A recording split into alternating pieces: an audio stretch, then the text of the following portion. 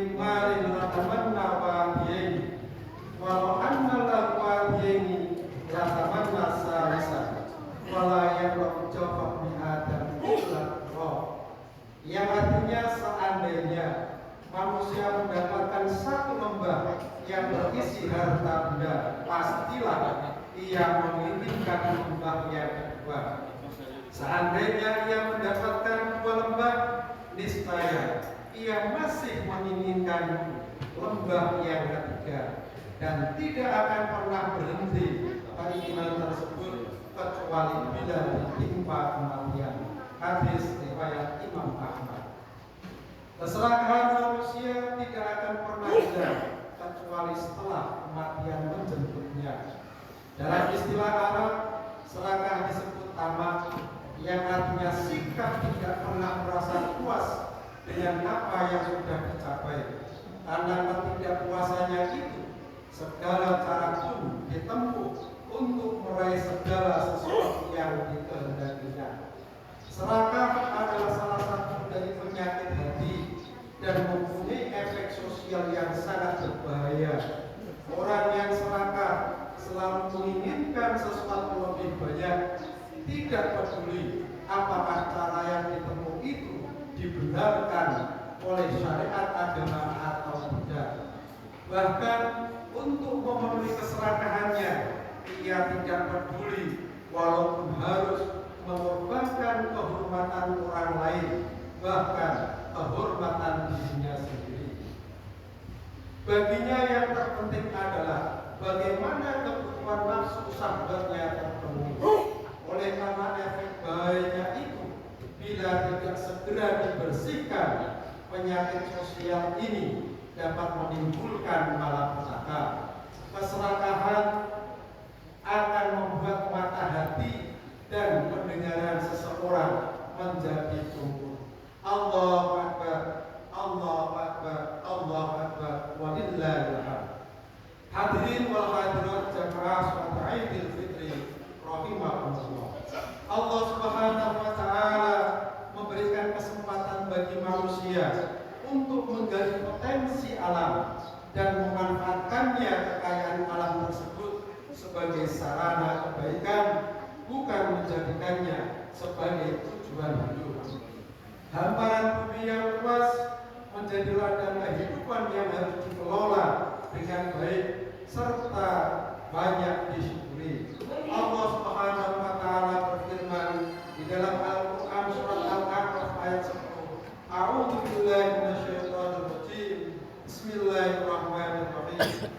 Wa laqad makkannakum fil ardi wa ja'alna lakum fiha ma'ish qalilan ma tashkurun. Sesungguhnya kami telah menempatkan kamu sekalian di muka bumi dan kami jadikan bagimu sumber-sumber kehidupan di muka bumi ini, tapi amat sedikitlah yang bersyukur.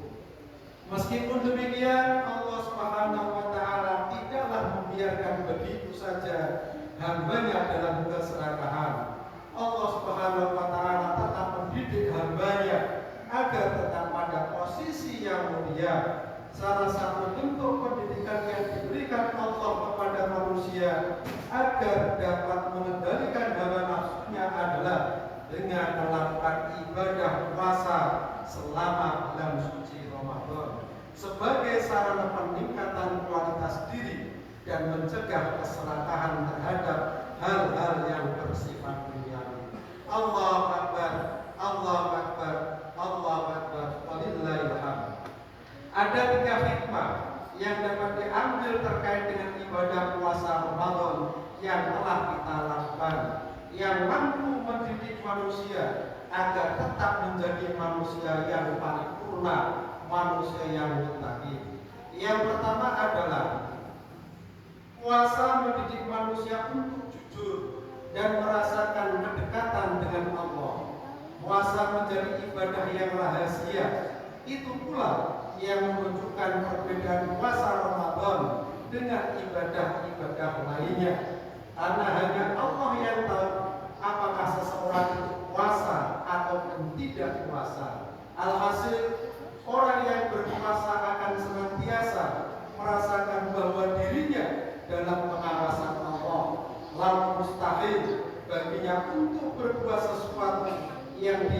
dunia sebagai perbuatan yang mengundang murka Allah.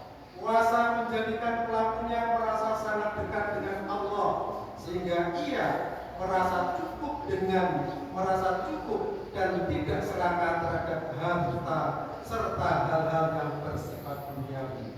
Hikmah yang kedua adalah puasa mendidik manusia untuk meningkatkan kesolehan sosial.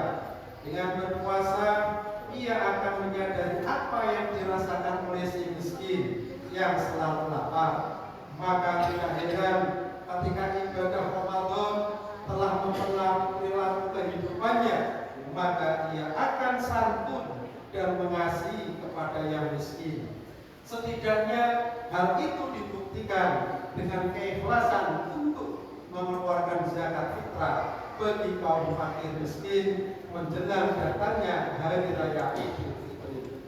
Rasa lapar saat berpuasa mampu meningkatkan ikatan persaudaraan, sehingga ia selalu menghindari diri dari hal-hal yang dapat mengundang pertengkaran antar sesamanya. Pada dasarnya, efek lapar dapat mengikis rasa kesombongan, di mana kesombongan acap kali merusak persaudaraan. Puasa tidak membedakan antara pejabat dengan rakyat, pengusaha dengan pekerja, serta kaya dengan yang miskin. Kemudian hikmah yang terakhir, yang ketiga adalah puasa mampu mendidik manusia agar senantiasa mensucikan jiwanya. Sebulan penuh umat Islam dididik melalui zikir, baik siang maupun malam hari. Puasa yang penuh kesadaran dan tulus selama bulan Ramadan pun akan menghapuskan segala kesalahan, kesombongan dan keserakahan. Allahu Akbar, Allahu Akbar, Allahu Akbar, walillahil hamd. Hadirin wal hadirat jamaah salat Idul Fitri rahimakumullah. Demikianlah hikmah luar biasa ibadah puasa yang dapat menjadikan filter agar hati kita tidak serakah terhadap harta dan mampu berbagi dengan sesama. Akhirnya, selain memohon ridho dan ampunan Allah Subhanahu wa Ta'ala, marilah kita berdoa semoga selepas Ramadan hati kita menjadi hati yang penuh ketenangan, qanaah terhadap keduniaan, dan dihilangkan segala keserakahan yang menjerumuskan.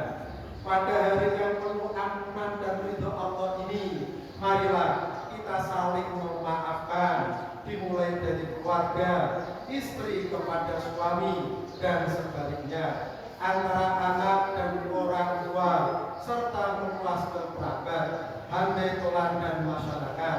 Kita saling memaafkan untuk bersama-sama membangun hari esok yang lebih baik. Ja'alanallahu wa iyyakum minal a'ibina wal faizin wa antum bi khairin kulli amin. A'udzu billahi minasyaitonir rajim. Bismillahirrahmanirrahim. Wal 'asri innal insana lafi khusrin illa alladziina aamanu wa 'amilus shalihati wa tawassaw bil haqqi wa tawassaw bis sabr wa qur rabbighfir warhamna anta khairur rahimin. Allahumma shalli wa sallim wa zid wa an'im wa tawakkal wa barik bi jalalika wa kamalika ala sayyidil ibadika wa ajril ibadik sayyidil arabi wal ajam wal imamil mu'in wa zawal karam sayyidina maulana Muhammad wa ala alihi wa sahbihi wa sallim wa radiyallahu tabaraka wa ta'ala an kulli sahabati rasulillahi ajma'in.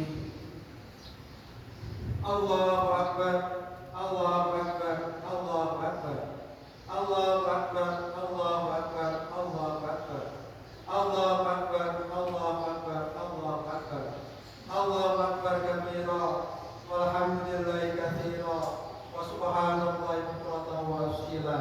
La ilaha illallah wallahu akbar, Allahu akbar, walillahil hamd. Alhamdulillah alladzi ala ihsani wa syukru lahu ala taufiqi wa امتنانه. وأشهد أن لا إله إلا الله وحده لا شريك له، وأشهد أن سيدنا محمدا عبده ورسوله الداعي إلى رضوانه. اللهم صل على سيدنا محمد وعلى آله وصحبه وسلم تسليما كثيرا. أما بعد، فيا عباد الله، أوصيكم ونفسي وإياي بتقوى الله. اتقوا الله حق تقاته ولا تموتن إلا وأنتم مسلمون. واعلموا أن الله تعالى أمركم بأمر بدأ فيه بنفسه وسنى بملائكة المسبحات بقدسه، فقال تعالى: ولم يزل قائلا عليما: إن الله وملائكته يصلون على النبي يا أيها الذين آمنوا صلوا عليه وسلموا تسليما. اللهم صل وسلم وبارك على سيدنا محمد وعلى آله وصحبه أجمعين وعلى التابعين وتابع التابعين، وارض عنا برحمتك يا أرحم الراحمين. اللهم اغفر للمسلمين والمسلمات والمؤمنين والمؤمنات الأحياء منهم والأموات، إنك سميع قريب مجيب الدعوات ويا قاضي الحاجات. اللهم ادفع عنا الغلاء والوباء والفحشاء والسيوف المختلفة والسدائد والمحال ما ظهر منها وما بطن من بلدنا هذا خاصة ومن بلدان المسلمين عامة، إنك على كل شيء قدير. ربنا اغفر لنا ولإخواننا الذين سبقونا بالإيمان ولا تجعل في قلوبنا غلا للذين آمنوا ربنا إنك رؤوف رحيم.